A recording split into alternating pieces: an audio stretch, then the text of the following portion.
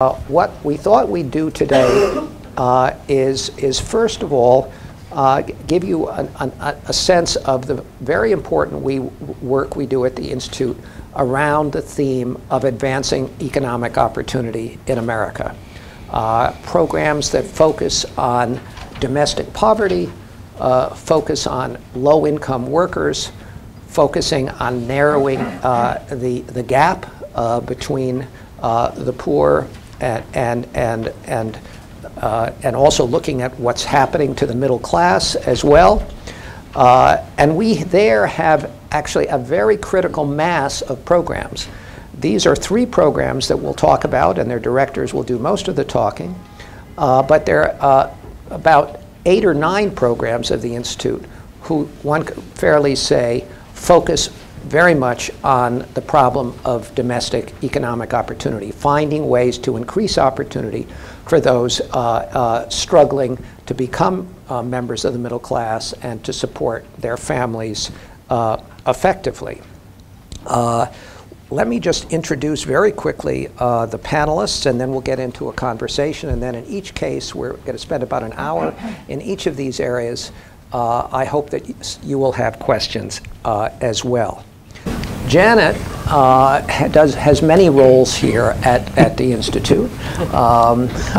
For those of you who are, and we have some staff here, Janet, you were here, what, 23 years ago? It's embarrassing. June 1st is my 23rd anniversary at the Institute. I'm older, almost older than some of my staff, almost. Janet also we just finished one of her most important responsibilities here, which is administering the March Madness pool. She's done that with great skill for a number of years. Bob Steele has left the room, has he not? He's just come back in. We congratulate you, Chairman Steele, on the great win this week for Duke. Having run the March Madness pool here, okay. And she also is the lyricist for the annual Chris Holiday ditty, which parodies Walter, me, and many of our colleagues. So she wears many hats here.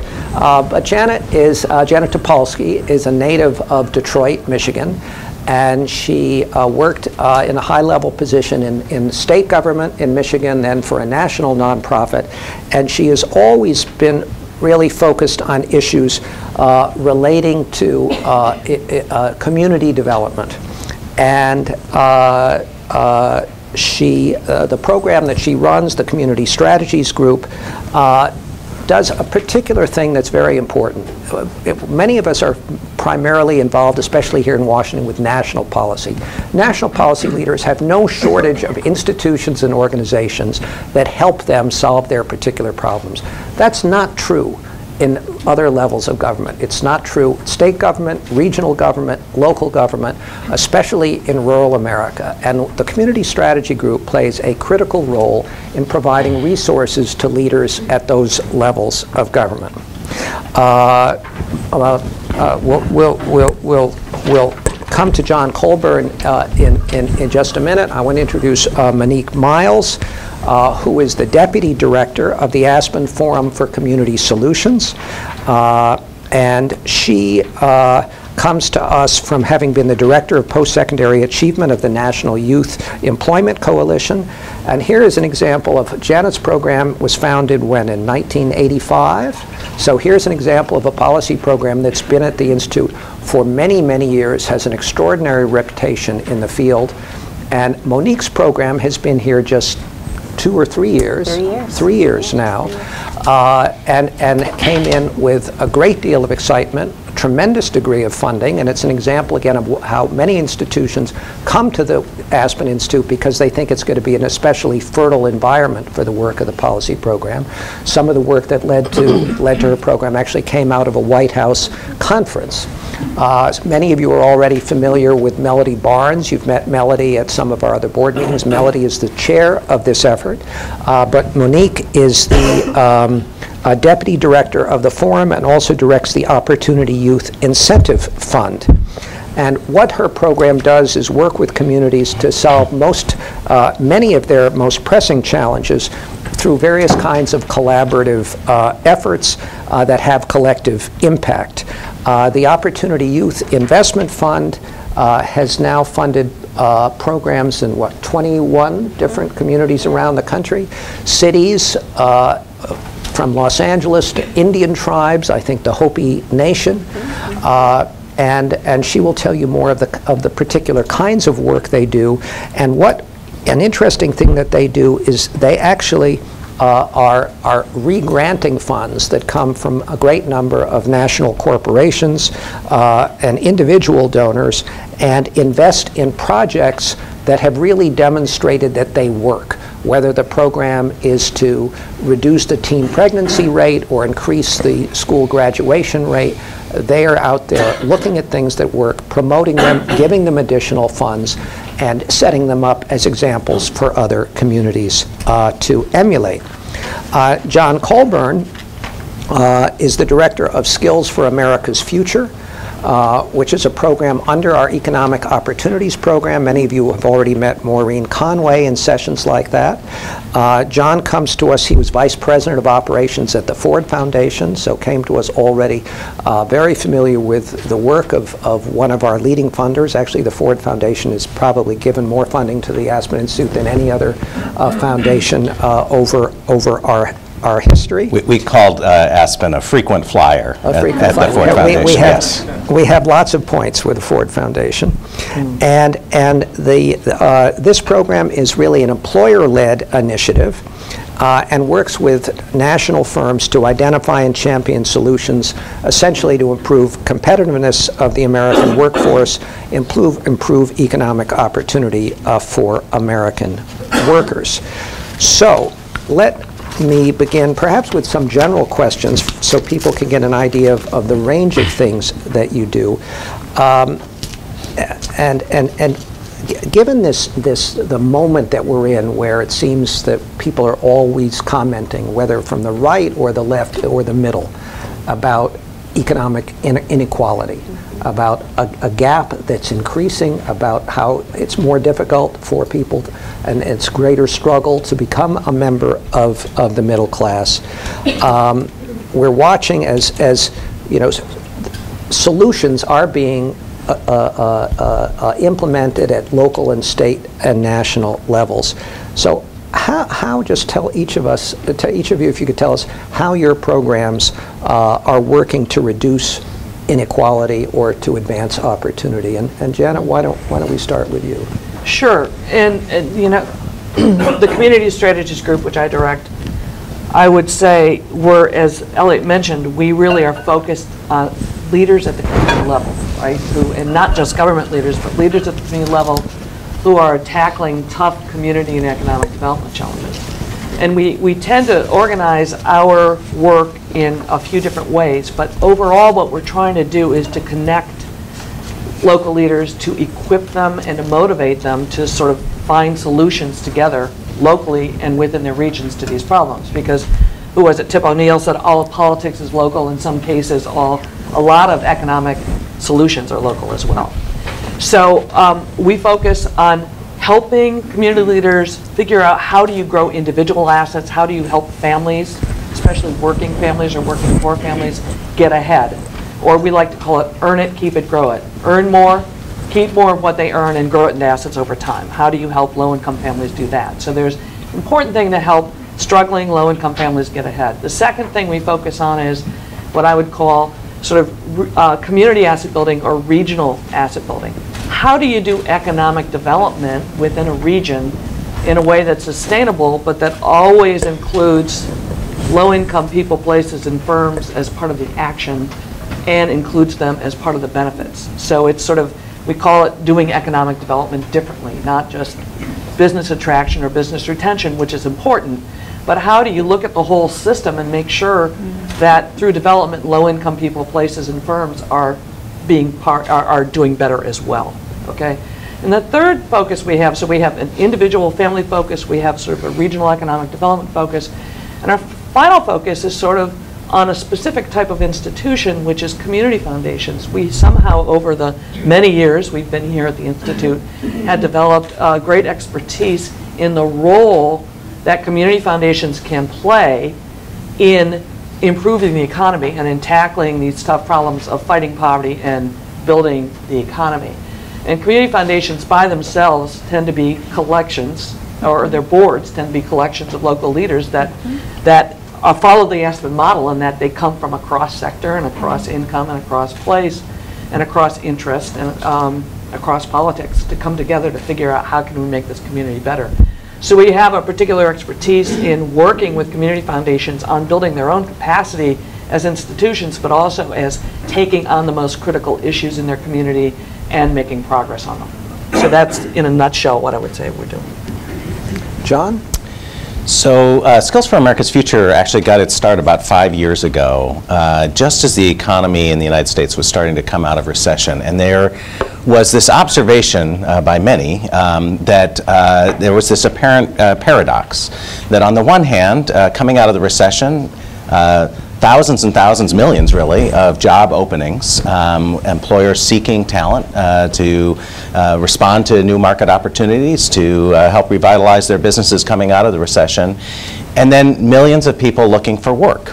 And trying to then figure out how do you square that? Why would there be so many job openings and so many people looking for work? And in fact, there are many reasons for that. There's no simple answer. But one of the answers surely is that the America's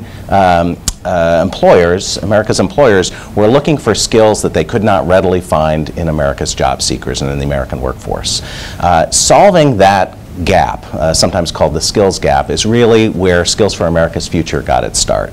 And our assumption is that there are win-win strategies here, that there are needs that employers have to find talent that is going to help them grow their businesses and build the competitiveness of their business, and there are job opportunities for job seekers that enable them to get to higher levels of wages and put them on career paths towards middle class and higher economic trajectories.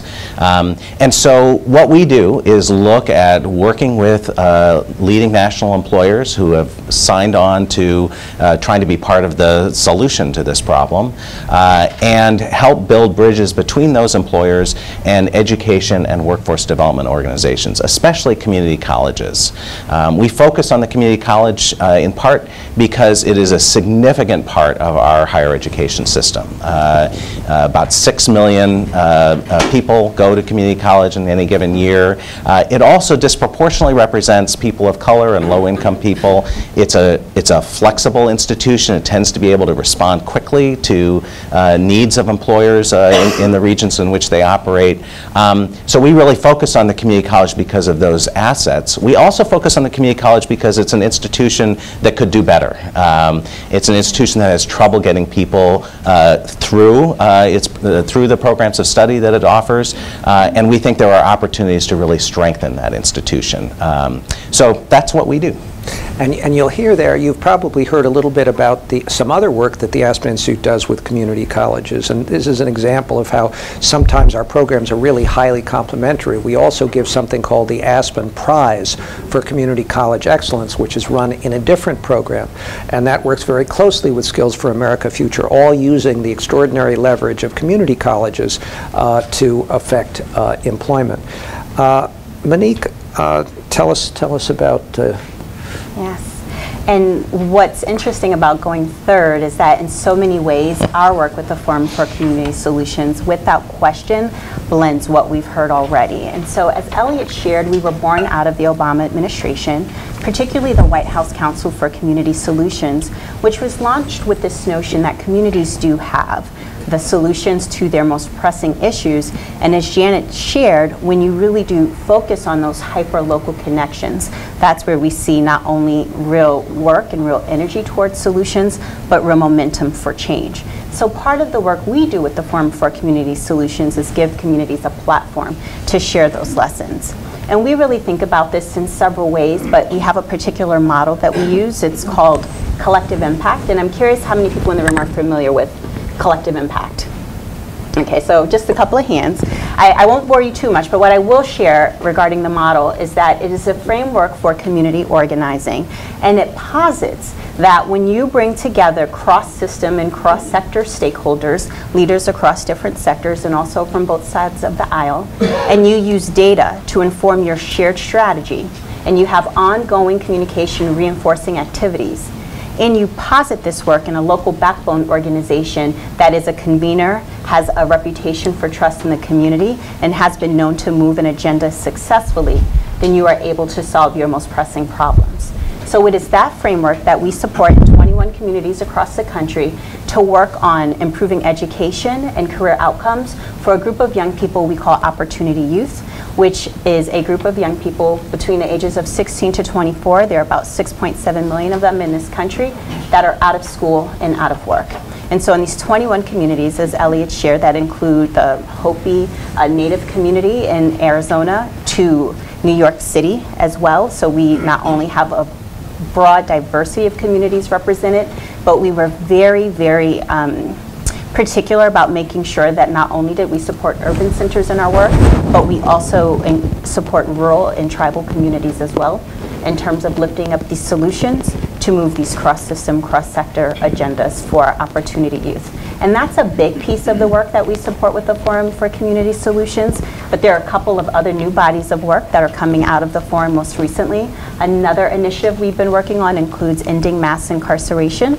So we are partnering with the Vera Institute and also the Center for Community Change to bring together, again, leaders from both sides of the aisle to talk about real solutions, including policy solutions. And I should really share that for our work with the Forum for Community Solutions, a real value of ours is to make sure that when we talk about solutions, that we keep the people who are most impacted by these issues at the center of problem identification, at the center of designing the solutions, and also at the table when we talk about implementing these strategies over time. So with this new work on ending mass incarceration, we are working with people coming out of the justice system to consider what policy levers are critical for seeing long-term change.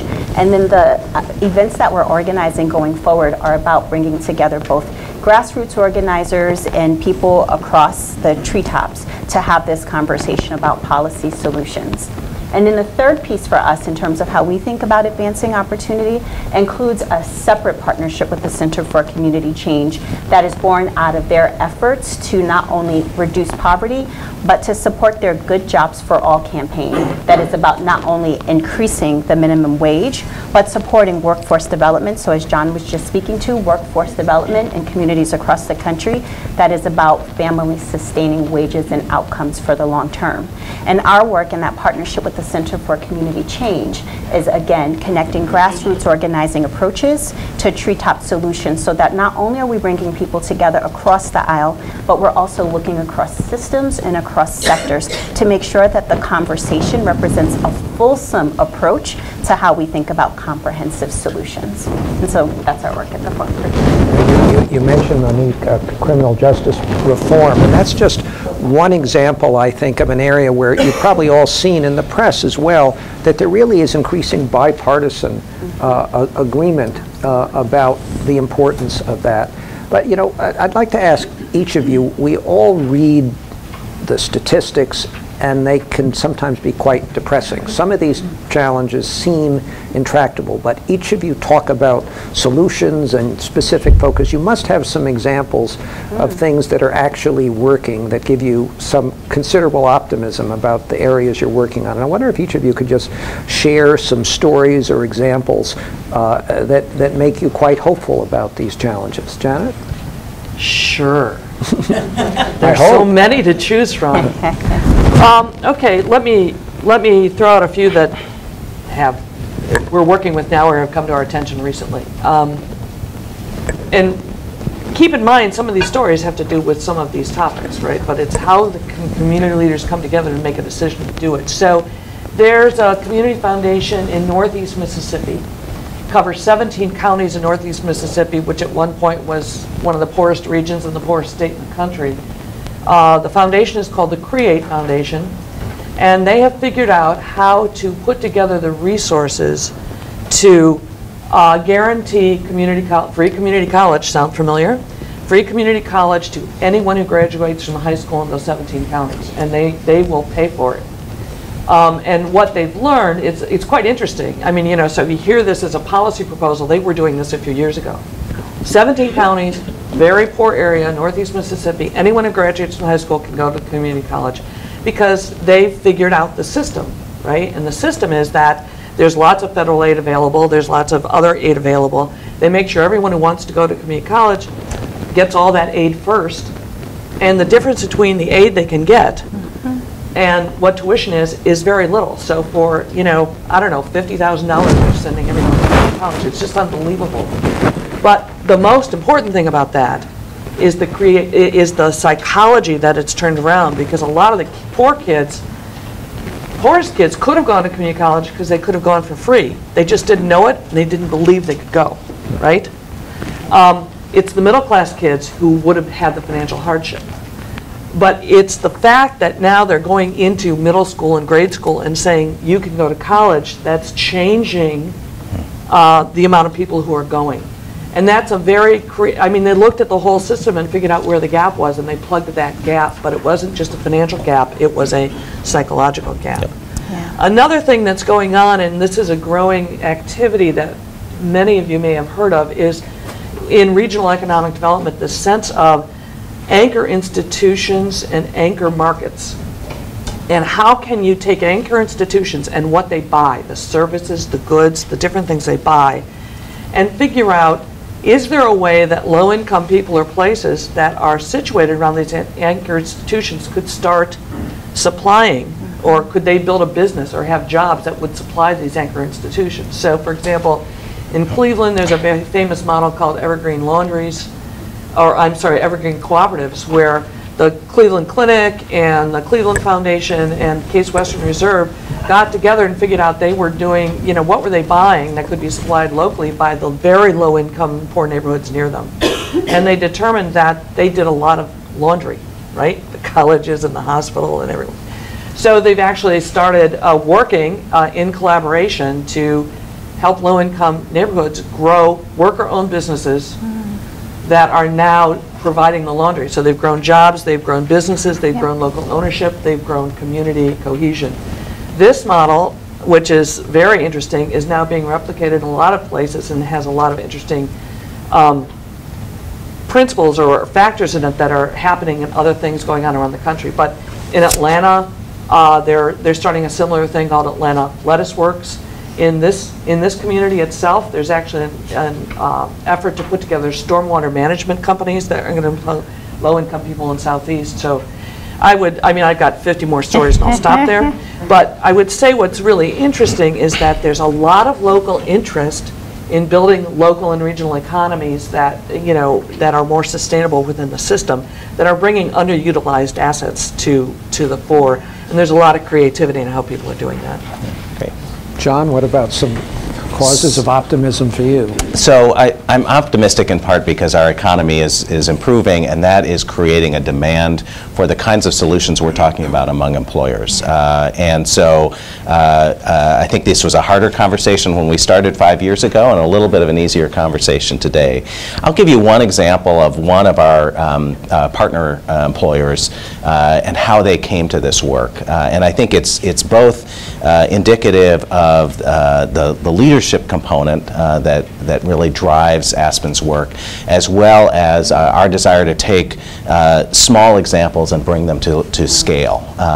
So I'm going to start with a company you all know. It's Gap Incorporated, and they were having a problem. In their stores, there is a position title called assistant manager. Now, the assistant manager is really the person who runs the store day by day, every single hour it's open. The manager is there during a certain number of hours, but there's an assistant manager always on the floor, and it turns out this is really a critical position for those stores to meet their revenue projections. If you have the wrong person in this role, you don't hire the right people, you don't supervise the right people, you end up with inventory problems, security problems, human resources problems, all of that. They were having trouble with this position. And they were looking at who they were hiring in this position. They had this idea that they would go to colleges and universities, hire people just coming out of college into those roles. And it turns out that the folks they were hiring into these roles didn't really plan to stay in these roles very long. And so they were in those jobs for 6 months or so. I think their average turnover was every 6 months, and those folks would move on.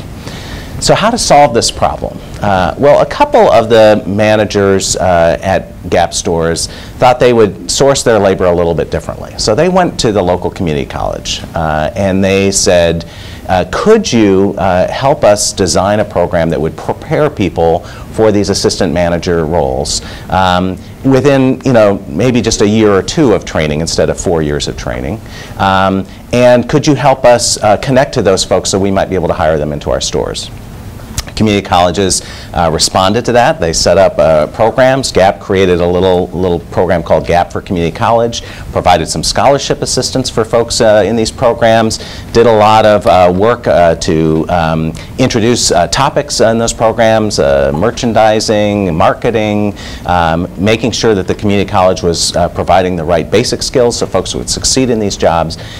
People came into these jobs, and not only did they stay, they found opportunities to advance in the Gap. They could move up to manager level positions. They could move up to regional management positions. They could move into buyer positions.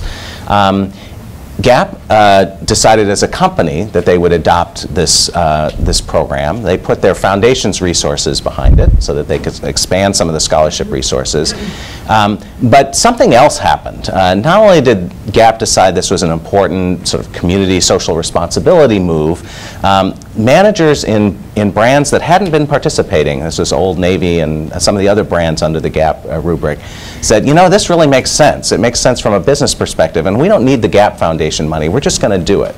And then something else happened, which is the Chief Human Resources Officer for the Gap saw what was happening with these programs, became a champion of community colleges, used her networks to get human resources managers around the country focused on partnering with community colleges, and actually ended up joining our board of advisors. This is how a small kernel becomes a big idea, and it's really that kind of partnership that we look to create. And when we find those opportunities, it certainly gives me a lot of cause for optimism. Yeah. And Monique, you're in 21 different places, so you probably have at least 21 reasons for optimism, but just give us a couple. I will, and I'm gonna follow up on this small kernel, big idea piece, and say there are probably two things particularly that I am most optimistic about. The first is that we are seeing at the federal level a lot of policy that supports the work that our communities are doing locally. One, for example, is the reauthorization of the Workforce Investment Act that has prioritized the opportunity youth population so that more resources are now going into communities that will increase workforce opportunities for this population, and that has a real impact on the ground in communities. And then the second thing that I am really optimistic about is also we're seeing real organizing efforts to change the narrative. And while that is particular to the opportunity youth population, including who they are and what they can do, there are also broader campaigning efforts, including some of the work that the Center for Community Change is doing to change the public narrative about low-income families and low-income populations, which is also critical to the work that we're doing. And so I want to tell you this story that I believe embodies the excitement around seeing policy changes and also narrative changes. And it's this kernel into a big idea piece. And I want to tell you a story about a young lady named Carly, who was growing up in southern rural Maine. And when she turned 19, she was no longer part of the foster care system. Although not having family supports, she was trying her best to maintain her jobs, she was trying her best to take care of her younger brothers, and she was trying her best to stay enrolled in local community college. But without supports of the foster care system, as you can imagine, she was struggling. At the same time, we were supporting a local collaborative focused on increasing outcomes for this population that Carly is a part of, Opportunity Youth. So we were working with the Muskie School locally in Maine to organize their collaborative agenda. And we brought them all together to our campus in Aspen, Colorado, and we brought together these cross-system and cross-sector leaders. So it included the local deputy superintendent, and it included a deputy mayor, and it included someone from the local legislator. But most importantly, it included young people who have been the most impacted by these policies and issues. And they all sat around together, and the local policymaker said, when I get back to Maine, I'm going to have to move some policy. I need you all to tell me what is most important, what is most pressing to you. And Carly shared her story with him. And he said, but what does that mean in terms of policy? What can I actually do that would give you some supports so that you can bring all of these pieces together in a fulsome way? And Carly said the truth is I need to continue to receive supports from the foster care system as long as I'm enrolled in a post-secondary education. So he went back, he organized all of his local colleagues, and he proposed a law called LD 1683. And it is to improve education and career attainment for youth who are in the foster care system up through the age of 27.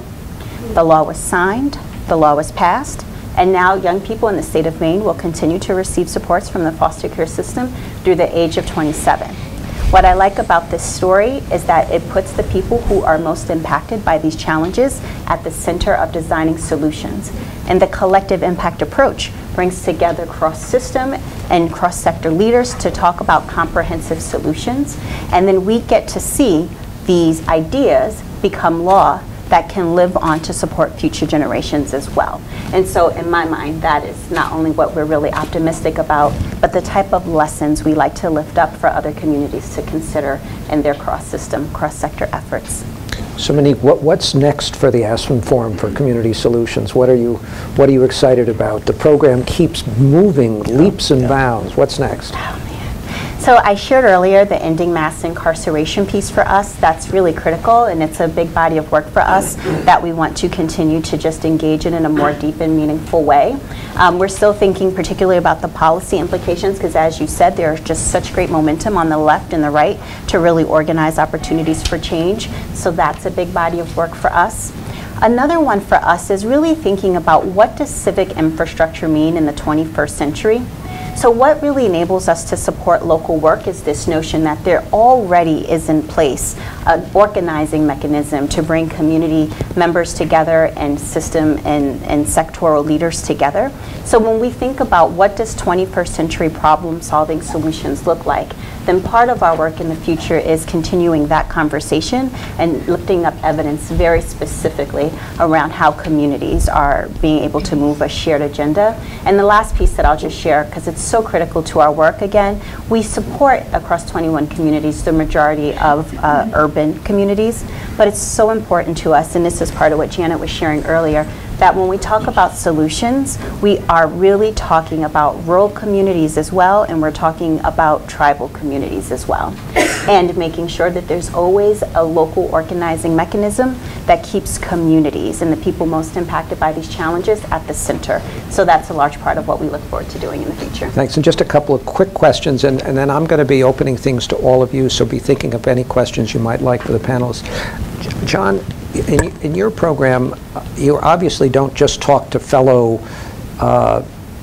social activists. Right. You talk to a lot of business leaders and executives. What are they saying to you about these challenges, and are they optimistic, and what do they see needs to be done, and how a group like Aspen can help? So in fact, just today we have 20 business leaders downstairs, or I guess it's upstairs, in a conference room talking about how their companies can use the tuition assistance benefits programs that they operate to, number one, focus more on their frontline or low-wage workers, and number two, help folks get a degree or get a credential and then be able to move on with their careers. And I think what brings them to the table are a couple of things. Number one, I think they start from a place that they want to do the right thing. But they want to do the right thing with a return on investment, please. And so we're actually working with them to try and equip them with the resources to be able to do a return on investment study for these kinds of programs more generally. So we actually have a way of talking to policymakers and to other business leaders about this work. So number one is they tell us they want to do the right thing. It would be great to have good evidence that in fact this is a good thing for the company. Number two is that they are facing a different labor market than they did 7 years ago, that's for sure. It's a tightening labor market. There really is a war for talent. you know, for years and years we heard that the baby boom would be retiring, and we are just starting to see now something called labor market participation rates start to drop in this country. Now that's driven in part by the recession. There's definitely some relationship there. But the demographics have a big role to play in that. And so when I talk to Boeing or the aerospace industry, when I was just down talking with the oil and gas industry, these folks face huge challenges in terms of making sure that they have a workforce of the future. In the oil and gas industry, they call it the great crew shift that's coming, because something like 60% of their workers is eligible for retirement in the next 5 years. So they have very significant challenges, and they are incented to want to try and figure out how do they build a pipeline of talent to their companies, and then how do they maintain that talent there, so that people feel like they have opportunities within the company and they don't have to constantly be refilling jobs. And the third thing that's out there with a number of the companies that we talk to is they worry about their brand. They worry about how their treatment of their workers reflects on the company at large. And we are seeing companies across the country starting to adopt increases in minimum wage, starting to think about how they can enhance their capacity to create economic opportunity for their workers. Many of those companies are companies we talk to every day. And I think that constellation of need is really creating opportunities for us to have conversations, productive conversations with these folks. Thanks. Just one last thing for you, Janet. You mentioned community foundations, and my guess is that many people in this audience are involved in one way or another with community foundations. Show of hands. Excellent. And what role do they play, can they play, and how important is it? Yeah, I mean, community foundations, you know, they celebrated their 100th anniversary in this country last year. The first one was founded in Cleveland 100 years before 2014. When was that? 1914, yeah. It's the 21st century, isn't it? Yeah. So, but community foundations in recent years have really come to the realization, there's been a study about the future of community foundations that's really shown that their competitive edge has to do with their knowledge of the community. I mean, if you want to set up a donor-advised fund somewhere, you can go to, a charitable gift fund somewhere at a bank or a financial institution and write checks from that. If you want some real advice about what's going on in the region of the community, and you want to be giving that same charitable dollar to an organization that understands the community, you're going to go more likely to a community foundation. So the competitive edge for the community foundation is their knowledge and involvement in the community. So what's interesting about community foundations, though, is that they cover, self-defined regions, so they can really be active within a region that self-identifies, that cares about itself. The dollars are much more flexible, and they bring together a whole range of people, and they have a whole bunch of other tools. They have tools that include convening, that include impact investing, that include actually running programs when there's no one else to run a program. So, for example, well, let me also say this, that often they cover regions that don't have a government, right? So if you think people who will self-identify and say, I live in the valley, right? Well, there's no government of the valley. The valley has many jurisdictions. So if the valley finds out it has a common problem or a common opportunity, how does the valley act as a valley? Yeah. And a community foundation is one of the very few institutions that really you can come together with in the valley, because it's the only one that covers the valley, right? And therefore, especially, we've seen this a lot in rural regions, although it's becoming more true in metro and urban now, where if you go to a community foundation and they take on a tough problem and they succeed, then other problems come to them and other opportunities come to them to handle. There's also a huge movement in how can you use all of the assets of a community foundation to improve the community. So not just grant making, but the convening, running a program if you have to, but how is the corpus of the community foundation invested, right? So can you use the actual investment capital of the community foundation, the endowment, to invest in making that community better? And some people call this mission investing or program-related investments as well as impact investing. But that's a huge movement right now. And the same is true of family foundations, I will say as well. I mean, because we do a lot of work with family foundations as well. Any place-rooted foundation is moving in this direction. Let me open things up, and if you have a question for any of the panelists or the panel overall. Only two. Yes, no, I'm not going to have closing remarks, though, so we have time for 2 or 3 questions. Vicki, bring up here and then back here. Here first, thank you. I'm very involved and interested in teen pregnancy prevention, and all 3 of your programs are either affected by it or affect it. Yeah. And I was wondering if you identify that as a singular issue that you address, or because everything, whether it's incarceration or jobs or communities. So I'd love to hear your thoughts.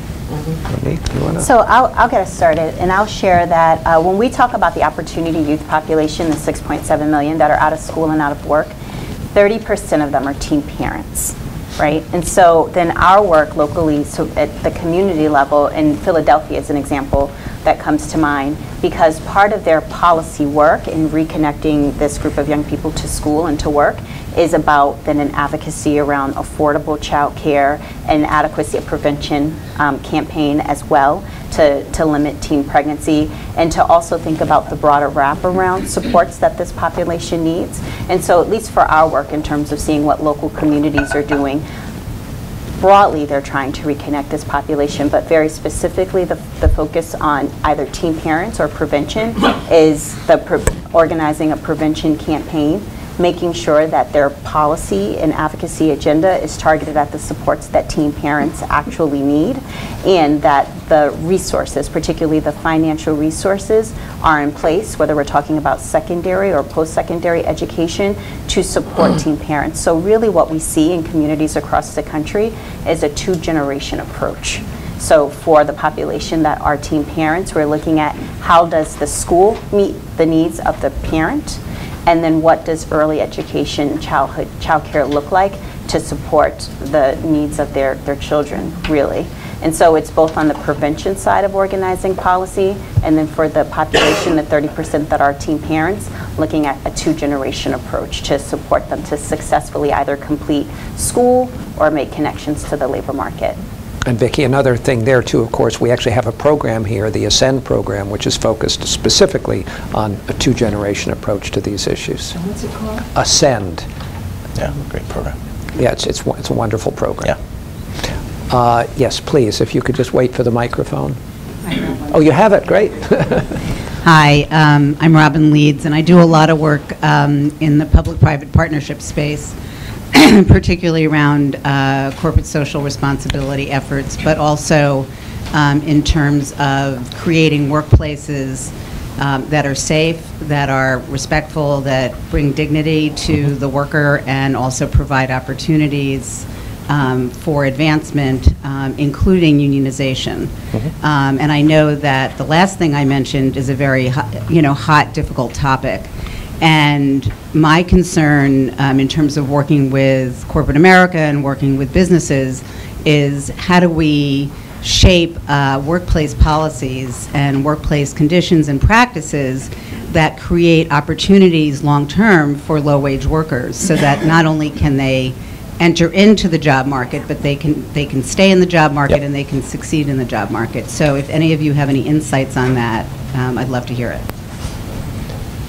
John, maybe? Yeah, so I'd just say, first off, I think you're on a great issue there, and it's, in fact, I think it's next week, are we doing a public session on worker voice, and what are some new ways of sort of organizing in that community, because I think there is a sense that, and certainly among labor leaders themselves, that there needs to be some new strategies here. The decline of unionization really needs to be turned around in some fashion. And I will say that within the Skills for America's Future, we have some outreach to labor folk. Because we focus on business owners, that's a little bit of a difficult conversation. But with another hat that I wear, I actually manage a coalition of groups that focuses on upskilling America more broadly. And within that group, we actually have a number of labor leaders who are taking, who are really looking at what their unions can do to expand education and training, both for their members and then also for folks outside of their membership as a way of building their community. Yeah, no, go ahead. I just want to say, if you're on the road a lot in this country, you hear more and more and more from employers, as John has said, that they're finding in their interest that they want workers to stay. They want to retain workers. Yep. And they are coming to the understanding that that means they have to improve something, and that those workers have to see a ladder to somewhere, right? So just a quick story. In Burlington, Vermont, United Way of Chittenden County started talking to employers because, workplace giving. So all these employers were saying, we're having so much trouble with worker retention, so much trouble with worker retention. So they brought the employers together to talk to each other, and the employers ended up forming a collaborative where they are funding a circuit rider to go around to the different businesses and work with the low-income employees that are having some kind of economic challenge. So they listen to the employees and then develop products that keep the employees there. So for example, they worked with a credit union to develop an emergency lending fund for these low-income workers when they, the car tire went out or they had a family health emergency. And the workers pay back through a payroll deduction. And now they've worked it out so that they keep saving after the loan is paid back, and they build up an emergency fund. This has stabilized so many of those workers that these businesses have saved tens of thousands of dollars from lack of turnover. And the businesses are investing more and more to develop more products for their workers. So I'm only saying that story to say that businesses are actually, as many of you know, are quite interested in how do we keep workers and how do we help them improve. Becoming more and more interested anyway. I think we have time for one quick question, and let me remind everyone we're going to go immediately to another panel. So if anyone wants to take a break, there's not going to be any formal break. You can get up, you can get more food, come back, and I know there are other people who are going to be coming in. But is there another question? Yes, in the back. Thank you. I have a question that's kind of more abstract and about nonprofit governance almost.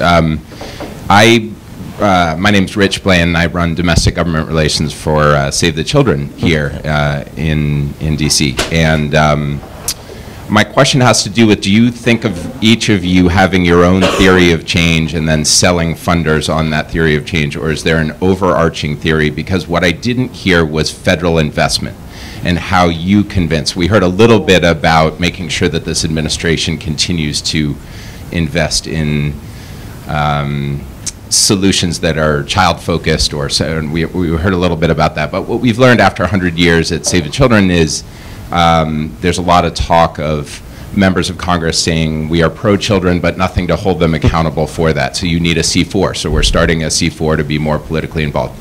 And at the outset, Elliot, you said we don't do lobbying, and that we kind of influence through best ideas and scaling up best practices and convening. And I get that funders get squirrely when you start talking about lobbying, and particularly foundations. So I guess it's about the theory of change and how you see it, and do you have an overarching, and do you see a point at which maybe you can't get exponential change unless you readdress that theory of change? Such an important question, and as they all know from our retreats and many of our programs, we spend a lot of time talking about theory of change. So, please. Yeah, so I'll say, because it was actually an oversight on my part, I did talk about the Workforce Reinvestment Act as one of the places where we're seeing some federal momentum, but we also recently, in partnership with our implementation partner Jobs for the Future, were awarded $6 million from the federal government, from the Social Innovation Fund, to deepen our work very specifically to proven intervention to improve outcomes for boys and men of color as well. And so in terms of your question about the theory of change, for us what we found on the private side is that there is actually a lot of overlap and alignment between what we seek to do with our work and what foundations are investing in currently.